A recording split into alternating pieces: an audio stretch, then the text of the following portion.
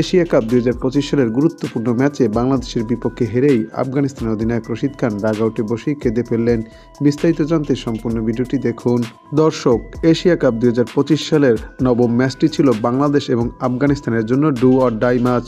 যেই জিতবে সেই সেমিফাইনালে এক পা দিয়ে রাখবে। তাই তো এমন গুরুত্বপূর্ণ ম্যাচে বাংলাদেশ টসে জিতে প্রথমে ব্যাট করার সিদ্ধান্ত নেয়, যেখানে তানজিদ হাসান তামিম এবং সাইফ হাসানের 6 ওভারে 59 রান তোলার পরেও বাংলাদেশ শেষমেশ 20 ওভারে 154 রান করতে সক্ষম হয়। জবাবে আফগানিস্তান ব্যাট করতে নেমে নিয়মিত বিরতিতে উইকেট হারায়। শেষ পর্যন্ত 20 ওভারে সবকটি উইকেট হারিয়ে 144 রান করতে সক্ষম হয় আফগানিস্তান। আর এমন পরাজয়ের পরই ডাগআউটে রশিদ খানকে বিষণ্ণ অবস্থায় দেখা যায়। ক্যামেরায় ধরা পড়ে তার কান্নাজড়িত চোখ। বাংলাদেশের বিপক্ষে আফগানিস্তানের এমন পরাজয়ের পর আফগানিস্তানকে তাকিয়ে থাকতে হবে শ্রীলঙ্কার ম্যাচের দিকে, যেখানে আফগানিস্তানকে জিততেই হবে, না হলে এশিয়া কাপ 2025 থেকে ছিটকে যাবে আফগানিস্তান।